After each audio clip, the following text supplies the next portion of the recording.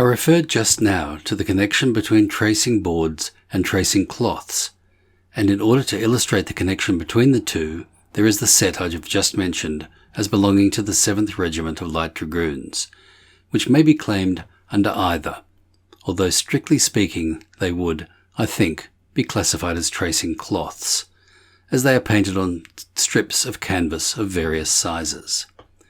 But in design and depiction they will still be found to correspond with the ordinary tracing board of that period.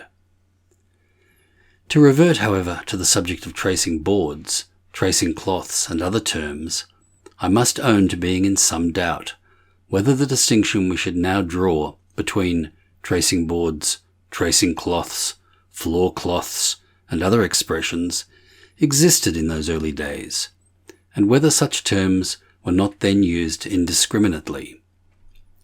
It is easy to say that there is a considerable difference between boards and cloths, and one could not possibly confuse them. But a reference to entries in different minute books unfortunately discloses a curious mixture of these terms, and examples could be quoted showing that these and other expressions are used to indicate the same thing. In the case of St. John the Baptist Lodge at Exeter, number 39, in 1833, there is a resolution in the minutes that the lodge procure floor cloths, and a certain Mr. Sharland offered to paint them. This fell through, and the next year it was proposed that tracing boards be procured, and a Mr. Hake was commissioned to paint them. In 1839, a Brother Hawkes was instructed to call on Brother Hake to know if he can finish not the tracing boards, mark you, but the floor cloths immediately. If not, what was to happen? You would naturally expect the term tracing board or floor cloth would not be used again, but no, if not the pains be sent to Brother Pridham for completion. In the previous minute, in which the term lodge is used to indicate a board, probably this word was omitted, but the minute goes on that Brother Unknown would produce apparatus for the purpose. We are told that the man who could only spell a word one way in olden times was considered no scholar. Whether this applied to his ingenuity to call one thing something else, or by some other name, I cannot say. But it certainly looks as if tracing board and floor cloth meant the same thing, as also panes. With regard to the set I mentioned as formerly belonging to the Lodge of the 7th Light Dragoons, number 262, exception might be taken that this is hardly a fair illustration, since belonging as it did to a military lodge, exigencies of storage and transport would have to be taken into consideration, and it may be alleged the reason they are in this portable form is they occupied but little space when not in use, could easily be moved with the regimental baggage when transported from place to place as the regiment moved its quarters, and equally easily unrolled and placed on the floor or some other part of the lodge when required. There is, however, an item recorded in the history of the Phoenix Lodge, Portsmouth, number 257, which bears on this subject. It appears from the minute books that pursuant to a resolution passed in 1832, a set of tracing boards was purchased in the year 1834 of a Mr. Calcott, and that at a meeting of the lodge in April 1845, it was proposed by Brother E. Scott, past master, seconded by Brother Minchin, past master, and carried unanimously, that the most cordial thanks of the members of the Phoenix Lodge, number 319 Portsmouth, are eminently due and hereby given to Worshipful Brother Major Ferris Charles Robb, past master, for his very handsome and valuable present of a symbolical floor cloth, etc. A note of the editor states, he is informed this same cloth is now in use in the lodge. It represents the 3 tracing boards on a very large scale, beautifully painted and surrounded by a tessellated pavement. It fills the centre of the room between the pedestals, and no other tracing boards are in use in the lodge, those painted by Mr. Calcott now being hung on the staircase. Dr. Oliver, in his work on the history of the Royal Arch, in 1867, gives an illustration of a Royal Arch floor cloth, which he describes as follows. I have had the good fortune to meet with a very curious floor cloth of the Royal Arch degree, as it was practised in the Grand Lodge of England at the period of its introduction into what was denominated modern Masonry by Brother Thomas Dunkerley. It is described as belonging to St. Michael's Chapter No. 24 in Chester, and is painted on silk, 22 inches by 18 inches in size. The plate is drawn and lithographed by Brother Harris.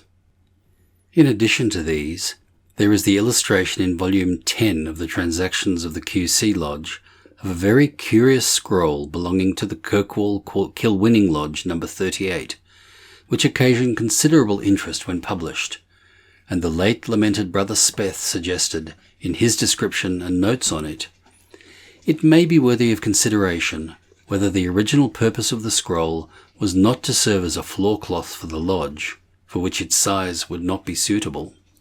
The earliest form of our modern, movable tracing board was that of a floor cloth consisting of various symbolical designs, of which the mosaic pavement was usually, although not always, a feature. The actual tracing board, sometimes called also a square, was blank. Gradually the design was transferred to the board, and the floor cloth preserved only the pavement. The scroll, it may be mentioned, is 18 feet 6 inches in length by 5 feet 6 inches in width, and appears to comprehend illustrations of the degrees of St. John's Masonry, Royal Arch, Red Cross of Babylon, Knights Templar, and possibly other degrees, but which I cannot pursue, as it raises other questions outside the subject of tracing boards and floor cloths. I should like, however, to briefly call your attention to the first lecture on the tracing board as illustrating its use. In the lecture, it is described as one of the 3 immovable jewels for the master to lay lines and draw designs upon, and after describing the rough and perfect ashlars, goes on, they are called immovable jewels because they lie open and immovable in the lodge for the brethren to moralize upon. Again, as the tracing board is for the master to lay lines and draw designs upon, the better to carry on the intended structure with regularity and propriety, etc. It would thus appear that 2 distinct boards must have been referred to.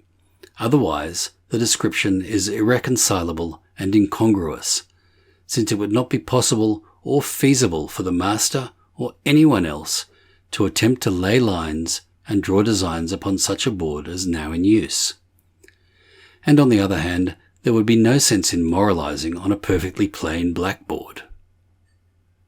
Again, in an earlier paragraph of the lecture, the present form of tracing board is clearly indicated, as we are told, there is not a character or emblem here depicted, but serves to inculcate the principles of piety and virtue among all its genuine professors. I think the explanation undoubtedly is that 2 boards are referred to. One, the plain trestle board as we now term it, and the other, a board with the emblems painted on it. These lectures, as now delivered, are only about 80 to 90 years old, and differ essentially from those in use 100 or more years ago. In Scotland, it would seem that such aids to Masonic instruction were prohibited, while in Ireland, Brother Dr. W. J. Chetwode Crawley informs me the custom of the chalked floor continued much later than in England, and floor cloths and tracing boards never really took root in Ireland. He adds, I have never met with a specimen which I could unhesitatingly describe as an indigenous production. Any I have come across in Ireland were clearly of English origin. There still remain 2 or 3 points which I wish to draw your attention. One is the diversity of form of the earlier specimens as compared with those we are familiar with now. I must remind you here that under the Grand Lodge of England there has never existed any law, constitution, or regulation prescribing what may or may not be depicted on them. At the same time, there has always existed certain unwritten but well-recognized requirements which have to be complied with in designing and painting a set. And it is in consequence of the artist endeavouring to comply with these unwritten requirements, so much uniformity exists and so little genius has been displayed. It is quite exceptional to find an artist rising to the occasion, so to speak, and displaying originality and real genius. This may be accounted for by the fact that the artist painted either to order, or what he knew was required to be depicted, and felt he had no great scope beyond depicting what he was so told or knew in some common form, or with which he was familiar or saw depicted elsewhere. And it is therefore easy to criticize these efforts as crude and characterize some of them as incongruous. But we do not know how far the artist was bound down by instructions, and how far he was left to exercise his own individuality in painting a new set. An hour or more might be interestingly spent in comparing the different forms and in tracing the development of the tracing board, but time will not permit me to do more than direct your attention to, say, the first set, as designed by Brother Harris, and what is termed an emulation set of the present day, when you will at once see how great a difference exists in the artistic skill with which the symbols are displayed. There is just one other point I wish to draw your attention to, and that is the board for the third degree, and the hieroglyphics there depicted. You all probably know what they mean, but you may not possibly all know what they are. Exception may be taken to the form of what one sees depicted on that board, and one is led to speculate on the reasons which led the artist to adopt such an object, unless he was in some way actuated by the earlier form of making cloth. The legend, it should be noted, is of Eastern extraction and of a very early date, and, to be consistent, the custom of that country and age would be more appropriate, instead of which the incident is anglicized, so to speak, and there is a striking likeness to the early form of making cloth, which would lead one to question whether making cloths have not some affinity to it, and do not come under the designation of tracing boards. There is also a considerable difference between the tools depicted on the earlier and later specimens, which are only explicable by a reference to the ritual in vogue at the period they were painted. In conclusion, I may perhaps not inappropriately quote the concluding words of Bret Harte's poem, The Stage Driver's Story. "This is my story, sir, a trifle indeed I assure you. Much more perchance might be said, but I hold him of all men most lightly who swerves from the truth in his tale."